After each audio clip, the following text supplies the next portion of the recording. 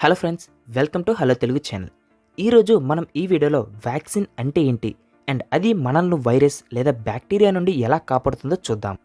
మనం వ్యాక్సిన్ ఎలా పనిచేస్తుందో అర్థం చేసుకోవాలి అంటే ముందుగా మనకు మన ఇమ్యూన్ సిస్టమ్ ఎలా పనిచేస్తుందో అర్థం కావాలి. మెయిన్గా మన ఇమ్యూన్ సిస్టమ్కు 3 పనులు ఉంటాయి. మొదటిది హార్మ్ఫుల్ వైరస్ లేదా బ్యాక్టీరియాను గుర్తించడం. నెంబర్ 2, మన ఇమ్యూన్ సిస్టమ్ గుర్తించిన ఆ హార్మ్ఫుల్ వైరస్ మీద అటాక్ చేయటం. వన్స్ ఇమ్యూన్ సిస్టమ్ వైరస్ లేదా బ్యాక్టీరియాను గుర్తించిన తరువాత మన బాడీలో ఉన్న వైట్ బ్లడ్ సెల్స్ ఈ యొక్క వైరస్ మీద అటాక్ చేయడం మొదలు పెడతాయి. సింపుల్గా చెప్పాలి అంటే మన ఇమ్యూన్ సిస్టమ్కు వైట్ బ్లడ్ సెల్స్ సోల్జర్స్ లాంటివారు. ఈ అటాకింగ్ ప్రాసెస్లో ఆ వైట్ బ్లడ్ సెల్స్ రిలీజ్ చేసే బుల్లెట్స్ని మనం యాంటీబాడీస్ అంటూ ఉంటాం. ఈ ప్రాసెస్లో మన వైట్ బ్లడ్ సెల్స్ ఆ యొక్క వైరస్ లేదా బ్యాక్టీరియా రిలీజ్ చేసిన టాక్సిక్ మెటీరియల్ను న్యూట్రలైజ్ చేస్తూ ఆ యొక్క వైరస్ను హతమార్చి మన బాడీ నుండి బయటికి పంపడానికి ప్రయత్నిస్తుంది. ఈ ప్రాసెస్లోనే మనకు సిమ్టమ్స్ కనపడుతూ ఉంటాయి. జ్వరం, దగ్గు, జలుబు లాంటివి మనం ఈ ప్రాసెస్లోనే చూస్తూ ఉంటాం. Number 3, memorising. వన్స్ ఆ యొక్క వైరస్ లేదా బ్యాక్టీరియాను పూర్తిగా డిస్ట్రాయ్ చేశాక మరోసారి సేమ్ వైరస్ మన బాడీలోకి ఎంటర్ అయితే ఎలా రియాక్ట్ అవ్వాలో అండ్ దానిని ఎలా హతమార్చాలో గుర్తుపెట్టుకుంటుంది మన ఇమ్యూన్ సిస్టమ్. దీనివల్ల మనం రెండోసారి ఆ సేమ్ వైరస్కు గురి అయినప్పుడు వేగంగా మన బాడీ నుండి ఈ వైరస్ను మన ఇమ్యూన్ సిస్టమ్ తొలగిస్తుంది. ఈ వ్యాక్సిన్స్ కంప్లీట్గా ఈ యొక్క మెమరైజింగ్ ప్రాసెస్ మీద డిపెండ్ అయి ఉంటాయి. వ్యాక్సిన్స్ మన ఇమ్యూన్ సిస్టమ్కు ఏం చెప్తాయంటే ఫ్యూచర్లో మన బాడీలోకి ఎంటర్ అయ్యే వైరస్ ఈ విధంగా ఉంటుంది అని చెప్తుంది. దీనివల్ల మన ఇమ్యూన్ సిస్టమ్ ఆ వైరస్ను ఎలా అటాక్ చేసి బయటకు పంపాలో గుర్తుపెట్టుకుంటుంది.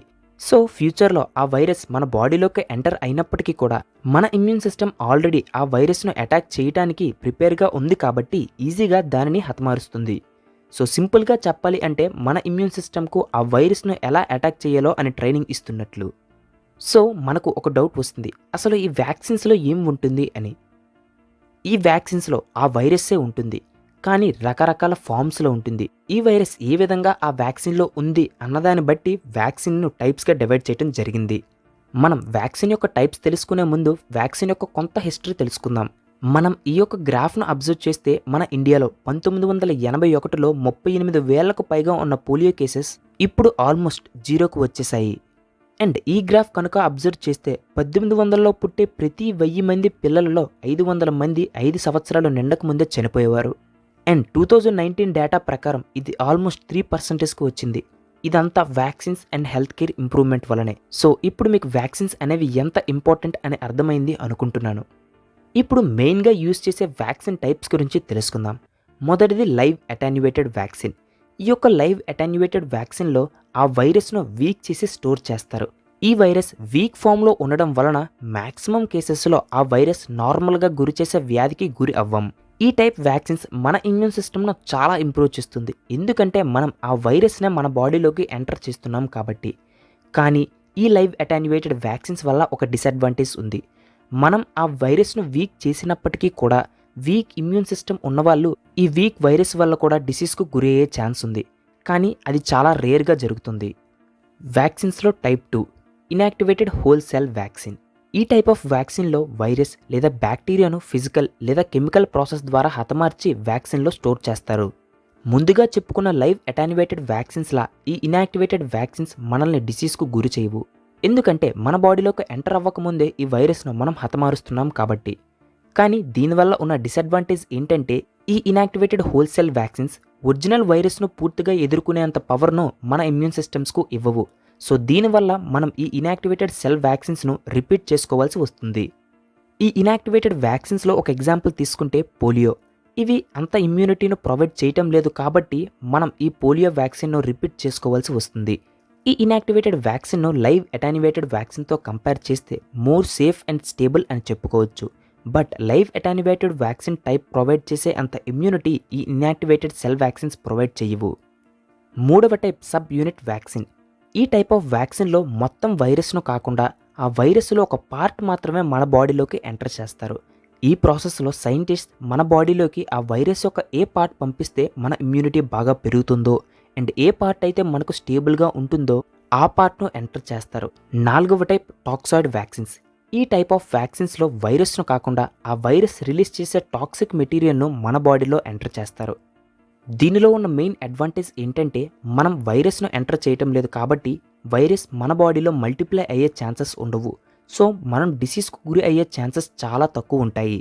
అండ్ ఈ టైప్ ఆఫ్ వ్యాక్సిన్ మిగతా టైప్స్తో కంపేర్ చేస్తే టెంపరేచర్, హ్యూమిడిటీ అండ్ లైట్ చేంజెస్ను బాగా తట్టుకోగలవు. నెక్స్ట్ ఇప్పుడు మనం ఈ వ్యాక్సిన్ తయారు చేసే ప్రాసెస్ గురించి తెలుసుకుందాం. మొదటిది రీసెర్చ్ స్టేజ్.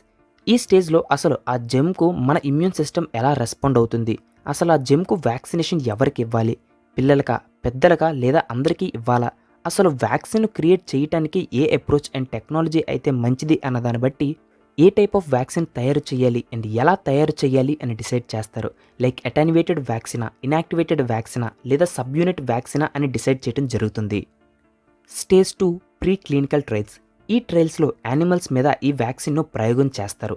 వాటి మీద ఈ వ్యాక్సిన్ ఎలా పనిచేస్తుందో అబ్జర్వ్ చేసి ఆ వ్యాక్సిన్లో మోడిఫికేషన్ను తీసుకుని రావడం జరుగుతుంది. Stage 3 clinical trials. ఇందులో మళ్ళీ 3 ఫేజెస్ ఉంటాయి. Phase number 1. ఈ ఫేజ్లో 10 మంది నుండి 100 మందికి ఈ వ్యాక్సిన్ ఇవ్వటం జరుగుతుంది. ముఖ్యంగా ఈ స్టేజ్లో హెల్తీగా ఉన్న పీపుల్ మీద టెస్ట్ చేయడం జరుగుతుంది. అండ్ ఈ స్టేజ్లో ఆ వ్యక్తులు ఆ వ్యాక్సిన్ తట్టుకోగలుగుతున్నారో లేదో చెక్ చేస్తారు. ఫేజ్ 2. ఈ ఫేజ్లో 100 మంది నుండి 1000 మంది మీద ఈ వ్యాక్సిన్ను టెస్ట్ చేస్తారు. ఈ ఫేజ్లో మన బాడీలో ఇమ్యూన్ రెస్పాన్స్, సైడ్ ఎఫెక్ట్స్ను అబ్జర్వ్ చేస్తారు.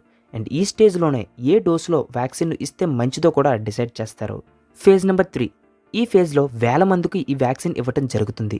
ఈ ఫేజ్లో వ్యాక్సిన్ తీసుకునే వ్యక్తులు రకరకాల ఏజ్ అండ్ జెండర్ కలిగి ఉంటారు.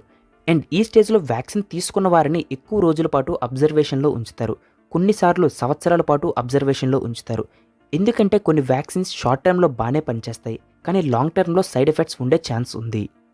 స్టేజ్ 4. ఈ స్టేజ్లో ఈ రిపోర్ట్స్ అన్నిటినీ కూడా రెడీ చేసి లైసెన్స్కు అప్లై చేయడం జరుగుతుంది. స్టేజ్ 5. ఈ స్టేజ్లో మెడికల్ కౌన్సిల్ ఈ యొక్క వ్యాక్సిన్స్ను గ్రాంట్ చేసిన తరువాత ఈ కంపెనీస్ వ్యాక్సిన్స్ను ఫాస్ట్గా మరియు మాస్ స్కేల్లో ప్రొడ్యూస్ చేయడం మొదలు పెడతారు. అండ్ ఫైనల్గా మన అందరికీ ఈ వ్యాక్సిన్ అందుబాటులోకి వస్తుంది. సో ఎన్నో స్టేజెస్ అండ్ సేఫ్టీ మెజర్స్ తీసుకున్న తరువాత మాత్రమే ఈ యొక్క వ్యాక్సిన్స్ను మార్కెట్లోకి రిలీజ్ చేయడం జరుగుతుంది. కానీ రేర్ కేసెస్లో కొంతమంది మీద ఈ వ్యాక్సిన్ యొక్క మేజర్ సైడ్ ఎఫెక్ట్స్ కనపడుతూ ఉంటాయి. ఎలా కంపేర్ చేసినప్పటికీ కూడా వ్యాక్సిన్ తీసుకోకముందు ఆ యొక్క డిసీజ్ వల్ల వచ్చే సైడ్ ఎఫెక్ట్స్ అండ్ డెత్స్ కంటే వ్యాక్సిన్ను ఇచ్చిన తరువాత సైడ్ ఎఫెక్ట్స్ అండ్ డెత్స్ చాలా తక్కువ. సో వ్యాక్సిన్స్ అనేవి ప్రస్తుతం ఉన్న హెల్త్ కేర్ ఇండస్ట్రీలో చాలా క్రూషియల్ రోల్ను ప్లే చేస్తున్నాయి. సో ఐ హోప్ ఈ వీడియోలో మీరు కొంత నాలెడ్జ్ గెయిన్ చేశారు అనుకుంటున్నాను. మీకు నా ఎక్స్ప్లెనేషన్ నచ్చితే ఈ వీడియోను లైక్ చేసి షేర్ చేయండి. అండ్ మన హలో తెలుగు ఛానల్ని సబ్స్క్రైబ్ చేసుకోవడం మర్చిపోద్దు. థ్యాంక్స్ అండ్ జై హింద్.